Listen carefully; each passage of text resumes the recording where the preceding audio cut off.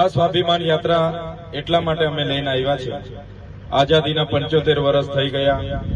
તમે ને અમે બધાએ મતો આપી આપીને સરકારો તો બનાવી દીધી, પણ જ્યારે પણ આપણા નાના મોટા કામ હોય ત્યારે આપણને કોઈ કામ આપણું થતું નથી અને વારે ઘડે ધક્કા ખાવાનો વારો આવે છે.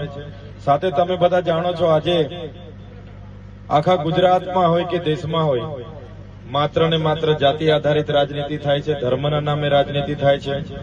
ભય, ભ્રમ અને ભ્રષ્ટાચારની આખી સરકાર જ્યારે ચાલે છે, એની સામેની અમારી આ સ્વાભિમાન યાત્રા છે.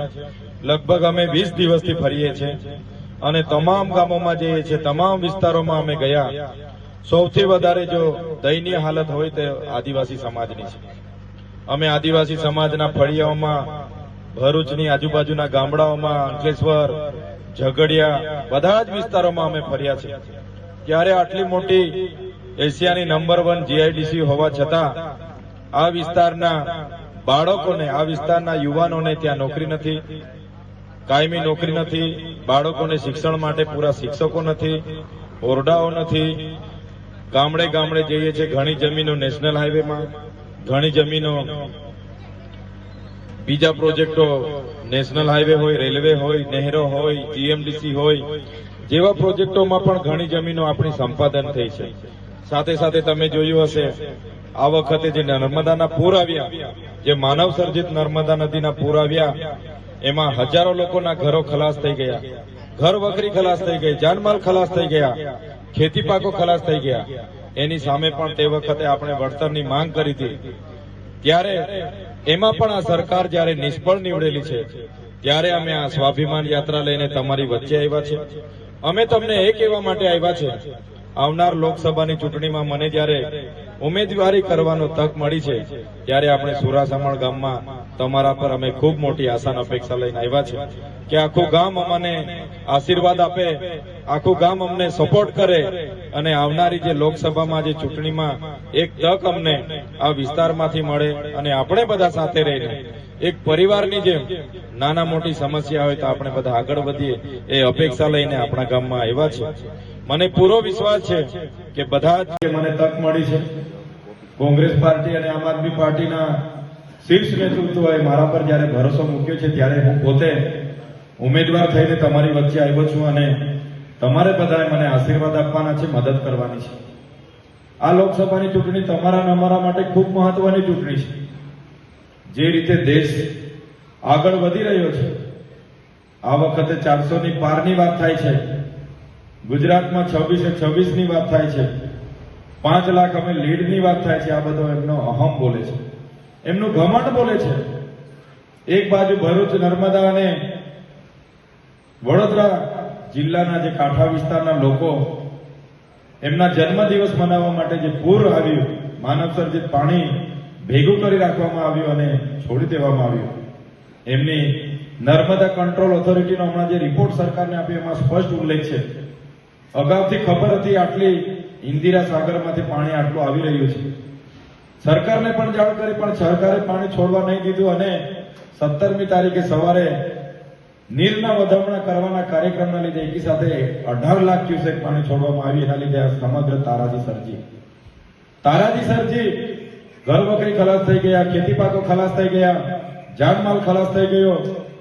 અને જ્યારે વળતર આપવાની વાત હતી, અમે માંગણી કરી કે તમામ ખેડૂતોને એનું વળતર મળવું જોઈએ, ઘરનું વળતર મળવું જોઈએ, ખેતી પાકોનું વળતર મળવું જોઈએ, જાનમાલનું વળતર મળવું જોઈએ. છતાંય આ સરકારોએ સર્વે તો કરાવી લીધો, પણ નીચેવી બાબતમાં નીચેવી વળતર આપીને આપણી સાથે મજાક કરી. છતાં આ લોકો ઘમંડથી કહે છે કે અમે આ વિસ્તારમાં 5 લાખ મતથી જીતવાના છે. ત્યારે એમના ઘમંડ તોડવા માટે તમારે ને અમારે આ વખતે ખૂબ મહેનત કરવાની છે. એટલા માટે આ ચૂંટણી આપણે જીતવાની છે.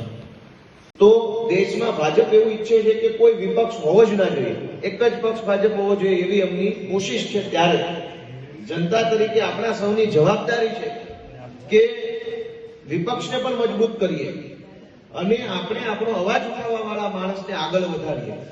ચૈતરભાઈ વસાવા વિશે વાત કરતા મને ખુશી થાય છે કે એક નીડર અને એક લડાયક, એક ક્રાંતિકારી યુવાન આપણને મળ્યા છે આ વખતે.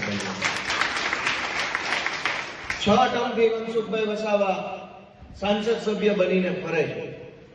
ટીવીમાં જ્યારે જ્યારે ઇન્ટરવ્યુ થાય ચૈતરભાઈને અમને બધાને પૂછે કે ભાઈ શું મનસુખભાઈ વિશે કેવું છે, તો અમે જવાબ આપીએ અમારે કશું જ કેવું નથી અમના વિશે. 6 ટર્મથી એ ચૂંટાયેલા છે. આ 6 ટર્મ એટલે કે 30 વર્ષની અંદર 6 કોઈ મોટા કામ મનસુખભાઈએ કર્યા હોય તો 6 કામનું લિસ્ટ આપી દે એટલે વાત ત્યાં પૂરી થઈ જાય. એમની પાસે 6 કામનું લિસ્ટ નથી કે આ ભરૂચ લોકસભામાં કેટલી સરકારી હોસ્પિટલો બનાવી, કેટલા સરકારી યુનિવર્સિટી કે કોલેજો બનાવી, કેવી રીતે ખેડૂતોને મદદ કરી, કોઈ લિસ્ટ નથી કામનું. જ્યારે ચૈતરભાઈ વસાવા માત્ર 1 જ વર્ષથી ધારાસભ્ય બન્યા છે પણ એમણે કરેલા કામોનું લિસ્ટ કેવા બેસીએ તો સાંજ પડી જાય. એટલા બધા કામો કર્યા છે. ભરૂચની અંદર ભાજપ સર્જિત પૂર આવ્યો ત્યારે સૌથી પહેલા જો કોઈ આગેવાને જનતાના મદદમાં આગળ આવી અને જમીન ઉપર ત્યાં હાજર રહ્યા હોય તો એ ભાઈ ચૈતરભાઈ વસાવા હતા. નકલી કચેરીઓ ખુલી આખા ગુજરાતની અંદર. આપણી ગ્રામ પંચાયતમાં, અસલી ગ્રામ પંચાયતમાં ગ્રાન્ટ ના મળે પણ નકલી કચેરીઓની અંદર કરોડો રૂપિયાની ગ્રાન્ટો આવતી હતી. ચૈતરભાઈને માહિતી મળી, એમને તપાસ કરી અને આખા ગુજરાતમાં કરોડો રૂપિયાનો જે નકલી કચેરીમાં ભ્રષ્ટાચાર થતો હતો એ ખોલવાનું કામ આદરણીય ધારાસભ્ય ચૈતરભાઈ વસાવાએ કર્યું. શિક્ષણની અંદર ભરતી થતી નથી શિક્ષકોની. હજારો છોકરાઓ ટેટ ટાટ પાસ કરીને બેઠા છે, ભરતી થતી નથી. ભાજપમાં ભરતી મેળો ચાલુ છે પણ શિક્ષકની ભરતી થતી નથી. તો એ ભરતી કરાવવા માટે અવાજ ઉઠાવ્યો ચૈતરભાઈ વસાવાએ. દોસ્તો, આ પંથકમાં બુલેટ ટ્રેન નીકળી, પેલો હાઈવે નીકળ્યો, બીજા હાઈવે નીકળ્યા, ખેડૂતો જમીન વગરના થઈ ગયા.